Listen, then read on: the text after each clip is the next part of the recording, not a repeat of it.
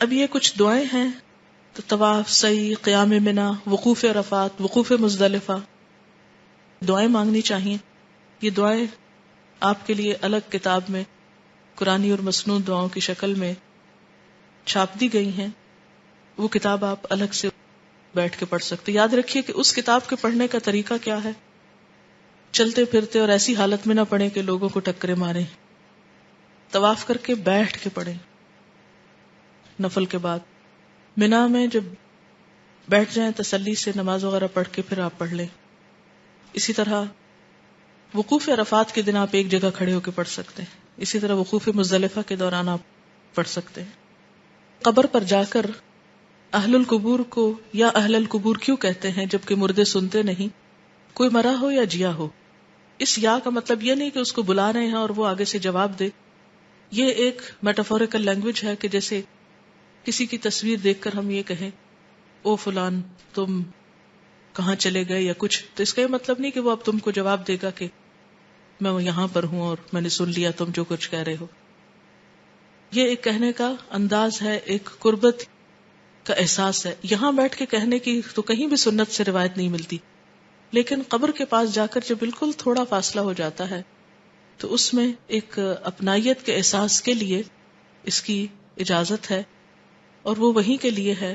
اور جیسے وہ حجر اسود کو چومنا جو ہے، اس کا یہ مطلب نہیں کہ ہر پتھر ہم چومنا شروع کر دیں اور ہر جگہ پر ہم ایسے پتھر رکھ کے کہیں کہ یہ بھی اس سے ملتا جلتا کالا پتھر ہے اور ہم اس یاد کو تازہ کرتے ہیں. نہیں، جو کام جہاں ہوا بس ہوا، وہ ایک ریچول ہے. وہ ریچول کے طور پر اور بات ہوتی ہے، اور اس سے ایسے نقطے نکالنا کہ یہ ثابت کرنے لگیں کہ وہ سن رہے ہیں یا نہیں سن رہے، ان باتوں کی کوئی ضرورت ہی نہیں ہے اور نہ ہی اس کا کوئی فائدہ ہے. اگر ہم یہ ثابت کر بھی چکے کہ وہ سنتے ہیں مثلا، یا یہ کہ یہاں سے بھی ہم کو یہی کہنا چاہیے، تو اس سے حاصل کیا ہوگا؟ یہ دین کا کون سی، کیا یہ فرض ہے کہنا؟ ایسا بولنا فرض ہے، یہ سنت ہے یا نفل ہے یا مستحب ہے؟ کچھ بھی نہیں. یہ بس ایک ادب ہے، طریقہ ہے کہ جب قبر پر جائیں تو کیسے سلام پڑھیں آپ پر. تو وہ تو اس وقت ہے جب وہاں پر آپ جائیں. یا قبرستان میں، کیا قبرستان میں جب آپ جا کے کہتے ہیں السلام علیکم یا اہل القبور، تو اس کا یہ مطلب نہیں ہوتا کہ آپ ان کو بلا رہے ہیں. اس کا مطلب کیا ہے کہ آپ ان کو ایک طرح سے مخاطب کر کے سلام بھیج رہے ہیں، اور اس سے یہ بھی نہیں پتا چلتا کہ وہ آپ کو وہاں سے جواب کہتے ہیں کہ نہیں. فرشتوں کے ذریعے ہو سکتا ہے پہنچا دیا جاتا اور وہ جواب آپ پر آ جاتا ہو. اسی طرح آپ صلی اللہ علیہ وسلم کے لیے بھی، اور اگلی حدیث میں آپ نے یہ بھی تو پڑھا تھا کہ جہاں بھی تم ہو کہ تمہارا درود مجھ تک پہنچ جائے گا. تو وہاں کے لیے آداب سارے مختلف ہیں. آپ دیکھیے کہ مکہ کے لیے بھی مختلف جگہوں پر سب آداب مختلف ہیں. نمازوں کے اوقات، نمازوں کا اجر و ثواب، طریقہ، ہر سٹیپ پر آپ نے دیکھا ہوگا کہ جو کام ہم یہاں نہیں کرتے وہ وہاں پر حکم ہوتا ہے کہ یہاں ایسا کر لیا جائے. ٹھیک ہے نا؟ کیا، کیوں اور کیسے کا سوال نہیں، سوال اطاعت کا ہے. یہاں کر لو، بس کر لیا. یہ سارا سفر ہی اطاعت کا سفر ہے. اور ان احکامات کو عام زندگی پہ لاگو کرنا یہ درست نہیں ہے، اس لیے کہ وہ ریچولز ہیں اور عام زندگی کے احکام مختلف ہیں، اس لیے کہ یہاں انوائرمنٹ ہی مختلف ہے. اب کوئی کہے کہ میں تصور میں اپنے آپ کو خانہ کعبہ میں پاتا ہوں، نماز پڑھتا ہوں تو میری نماز 1,00,000 کے برابر ہے، کیا یہ ہو جائے گی؟ نہیں، اس لیے کہ جگہ کا فرق ہے. تصور آپ کا جو چاہے ہو. حج افراد صرف لوکلز کے لیے ہے، باہر سے آنے والے حج افراد نہیں کر سکتے. نہیں، باہر سے آنے والے نہیں کر سکتے، یا تمتع کریں گے یا قران کریں گے. کیا واجب طواف کے نوافل کے علاوہ بھی نوافل پڑھے جا سکتے ہیں؟ نفل کا معنی کیا ہے؟ اس کو تطوع بھی کہتے ہیں، خوشی سے کی ہوئی عبادت. تو اس کے لیے تو کسی سے پوچھنے کی ضرورت نہیں، جب آپ کا دل چاہے. مسجد حرام میں ممنوع اوقات میں آپ نے پڑھا کہ مسجد حرام میں کوئی اوقات ممنوع نہیں ہوتے. یہ کیوں نہیں کیے گئے ممنوع؟ اس لیے کہ ہو سکتا ہے کسی کے پاس صرف ایک دن ہو وہاں رہنے کا. ہوتا ہے نا بعض اوقات آپ کسی ایسے ٹرپ پر ہیں، صرف ایک دن ملا آپ کو، اب آدھا دن تو آپ کا گزر جائے ممنوع اوقات میں، تو کس وقت عبادت کریں گے؟ ہاں، اللہ تعالیٰ کے ہر کام میں مصلحت ہے کہ اندر آ گئے بس آ گئے، اب کوئی ممنوع اوقات نہیں، پڑھو جس وقت جو دل چاہے پڑھو. یہی میں ابھی تھوڑی دیر پہلے بھی کہہ رہی تھی کہ حج اور عمرے کے جو احکامات ہیں وہ باقی دنیا سے مختلف ہیں. وہ دنیا ہی اور ہے، وہ جگہ ہی اور ہے، اس جیسی کوئی اور جگہ ہے ہی نہیں.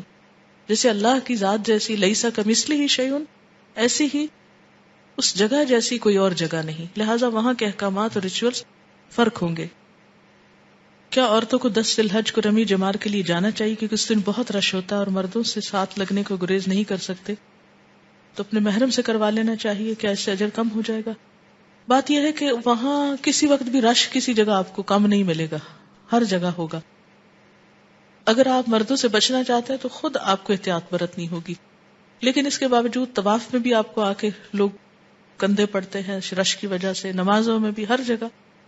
پھر وہی بات ہے کہ مختلف جگہ ہے.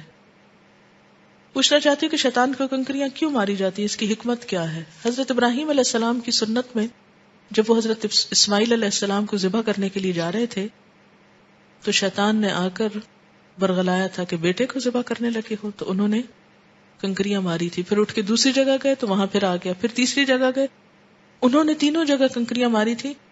اس لیے اسی سنت کو تازہ کرنے کے لیے ہم بھی کنکریاں مارتے ہیں. کسی نے کہا ہے کہ وہاں جانے سے عورت رش کی وجہ سے پردہ خراب ہوتا ہے، کسی نے کہا کچھ اور. مجھے معلوم ہے کہ اکثر لوگ وہاں جانے سے کتراتے ہیں. یہ حج کا ایک اہم حصہ ہے. اگر واقعی ایک شخص بیمار ہے تو نہ جائے، وہاں کمزور ہے عورت نہ جائے کہ دیکھ کے بے ہوش ہونے والی تو نہ جائے، یا کوئی اور ایسی وجہ ہے تو پھر اپنے شوہر سے یا بھائی یا کسی سے کنکریاں پھینکوا لے.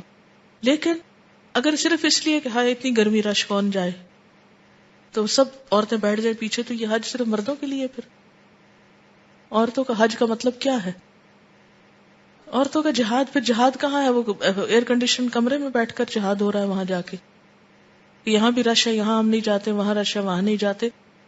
تھوڑی مشقت تو کرنی پڑے گی، آہستہ آہستہ چلتے جائیں، بچتے جائیں رش سے، اور موقع کو دیکھ کے کنکریاں مار لیں.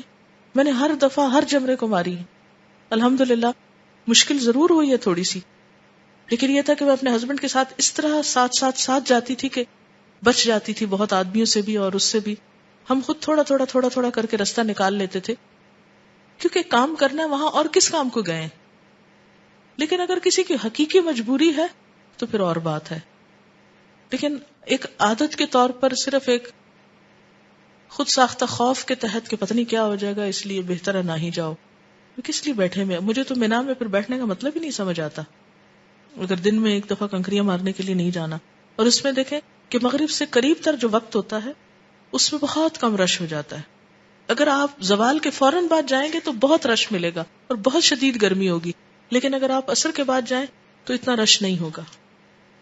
یہ خصی جانور کی وضاحت مانگی گئی تھی. یہ انفرٹائل جانور ہوتا ہے، یعنی ایک مائنیوٹ سے آپریشن کے ذریعے اس کو خصی کر دیا جاتا ہے جس سے وہ بچے پیدا کرنے کے قابل نہیں رہتا، تو اس کا گوشت اچھا ہوتا ہے.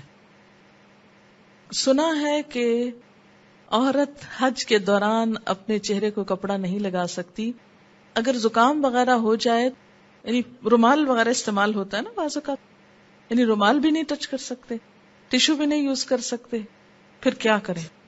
ایسی تو کوئی بات ہی نہیں، کسی جگہ یہ فرمایا نہیں کہ کپڑا لگے ہی نہ. وہ تو اصل بات یہ کہ نقاب نہ کیا جائے، اور نقاب کہتے ہیں سلے ہوئے کپڑے کو، یعنی اوپر کا کپڑا جو ہے وہ ان سلا ہو، دوپٹہ ہو، چادر ہو، اسی کو لپیٹا جائے باقاعدہ، وہ سٹائل کے ساتھ سلا ہوا بندھا ہوا وہ چیز نہ ہو، تاکہ ایک عام ڈریس نظر آئے. کیونکہ احرام کے اندر جو اس کی اسپرٹ ہے وہ کیا ہے کہ انسان سیدھا سادہ نظر آئے، یعنی زیادہ سے زیادہ سادگی، اصل اسپرٹ یہ ہے اس کی. لیکن ہم نے اس کو کسی اور ہی رخ پہ لگا دیا اور ایسی پابندیاں چھیڑ بیٹھے کہ جو ویسے ہی مشکل. قصر نماز جو جمع پڑھی جائے تو کیا ظہر کے فوراً بعد عصر اور مغرب کے فوراً بعد عشاء پڑھ سکتے ہیں یا وقفہ دے کر؟ نہیں، ساتھ ساتھ ہی پڑھی جاتی. اللہ تعالیٰ نے اجتہاد کا راستہ کھلا رکھا دین میں. اگر چاروں مسلک فقہی مسلک میں اور فرقہ پرستی میں اضافہ ہو رہا تو کیا اب دوبارہ اجتہاد کر کے کوئی ایک بنائی جا سکتی؟ ایسی کوششیں ہو رہی ہیں اور مختلف جگہوں پر ایسے کام جاری ہیں. یہ الگ بات ہے کہ ہمارے ہاں عمومی طور پر علم کی فضا نہیں اور نیرو مائنڈڈ بھی لوگ زیادہ ہیں. تو عموماً اس اینگل پہ سوچتے کم لوگ ہیں. جن ملکوں میں فضا بہتر ہے وہاں پر ایسا ہو رہا ہے. مثلاً 30 جلدوں پر مشتمل الموسوعہ الفقہیہ کویت میں نے شائع کیا ہے، 30 جلدوں پر، اور اس میں یہی کوشش ہوئی ہے. میری بڑی کوشش رہی ہے کہ وہ کتاب یہاں میں کسی طرح منگوا سکوں. ہے عربی میں، لیکن اگر عربی میں بھی لائبریری میں ہو تو میں استفادہ کر کے کچھ چیزیں آپ کے سامنے رکھ سکتی ہوں. کسی کا کمنٹ اچھا لگا اس لیے آپ بھی سنا دیتی ہوں. میرے خیال میں جب قرآن کو مضبوطی سے پکڑے رہیں اور اللہ سے مدد مانگتے رہیں اور اللہ تعالیٰ کا قرب محسوس کریں تو کوئی باقی اختلافات اور مسلکوں کی کوئی اہمیت نہیں رہتی. اور یہ بات انہوں نے درست فرمائی ہے کہ جب انسان اصل مقصد سامنے رکھتا ہے تو چھوٹی چھوٹی چیزیں اس کو بادر نہیں کرتی. کل میں ایک واقعہ پڑھ رہی تھی کسی شخص کا. اس نے کہا کہ کسی جنگ میں وہ ایک سمندری آبدوز میں تھا. یہ فرسٹ یا سیکنڈ ورلڈ وار کی بات لکھا ہوا تھا. کہتے کہ زیر سمندر کئی 100 فٹ کی گہرائی میں ان کی آبدوز تھی، اور وہاں جاپانی آبدوز جو تھی وہ بارودی سرنگیں بچھائے ہوئے تھی اور بہت کچھ تباہی کر رہی تھی. کہتے کہ 15 گھنٹے ہمیں 15 لاکھ سال کے برابر محسوس ہوئے، کیونکہ ہر آن ہم یہ سمجھتے تھے کہ ہمیں کوئی چیز آ کے لگے گی اور ہم ختم ہو جائیں گے. ان 15 گھنٹوں میں مجھے زندگی کے چھوٹے بڑے سارے واقعات یاد آئے. ایسا ہوتا نا کہ جب آپ بالکل ایسی سچویشن میں ہو تو آپ کو پچھلی بہت سی چیزیں دماغ تیزی سے کام کرنے لگتا اور یاد آنے لگتی. کہتے لیکن ان 15 گھنٹوں میں مجھے گزشتہ زندگی کا کوئی واقعہ بہت امپورٹنٹ نہیں نظر آیا.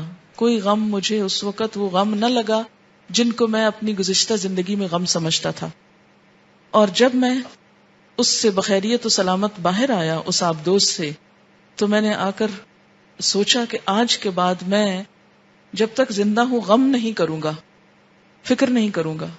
اس لیے کہ جن چیزوں کو ہم غم سمجھتے ہیں تو غم ہے ہی نہیں. وہ کیوں کہہ رہا تھا؟ اس لیے کہ اس نے بڑا غم دیکھ لیا تھا، موت کو اتنا قریب دیکھا. اور یہ حقیقت ہے کہ جب انسان موت کو قریب سے دیکھ لے گا اس کو سارے غم دنیا کے فضول حماقت نظر آئے گی. ان چیزوں پہ میں وقت ضائع کرتا رہا اور ان چیزوں کی پریشانی میں مبتلا رہا. یہ تو پریشانی کی بات ہی نہیں تھی. پریشانی تو اب شروع ہوئی ہے.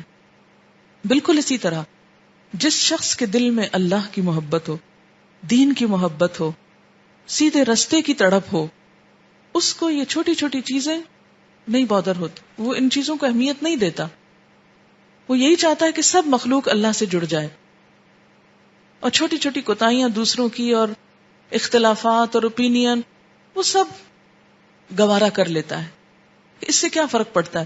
اگر کوئی شخص اپنی کسی بات پہ رائے پہ قائم ہے تو اس کی مرضی، اس کا اور اللہ کا معاملہ ہے. میں اس سے کیوں جھگڑوں اور بد اخلاقی کروں؟ ہر ایک نے خدا کو جان دینی اور ہر ایک کا حساب اللہ نے لینا ہے، میں نے تو نہیں لینا. تو اس طرح اپنا دل بہت وسیع ہو جاتا ہے. نہ غم رہتے ہیں، نہ فکر، نہ دکھ پریشانی ہے.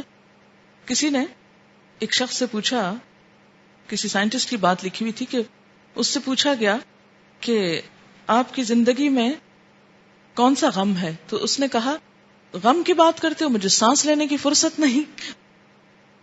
اور یہ ایک حقیقت ہے کہ جب انسان کسی پازیٹو کام میں، جیسے ایک سائنٹسٹ ہے وہ اپنی لیبارٹری میں کھڑا ہے، وہ دیکھ رہا ہے کیا بن رہا ہے، کیا ٹوٹ رہا ہے، کیا نئی چیز سامنے آنے والی ہے، اس کے لیے ایکسائٹمنٹ کچھ اور ہے.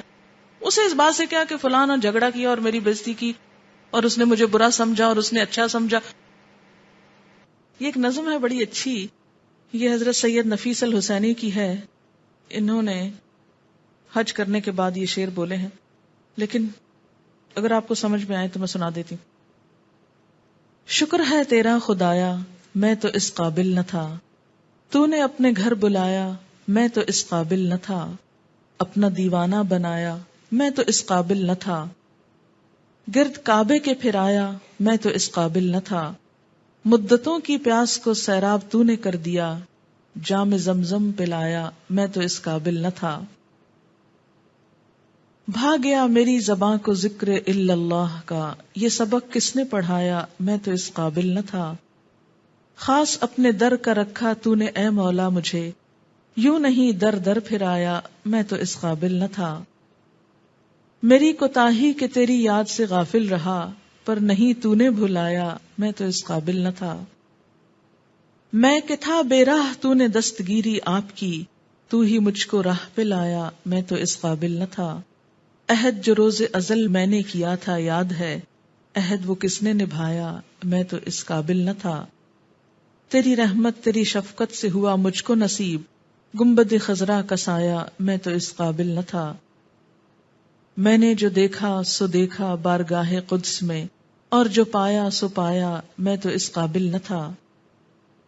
بارگاہ سید الکونین صلی اللہ علیہ وسلم میں آ کر نفیس، سوچتا ہوں کیسے آیا، میں تو اس قابل نہ تھا۔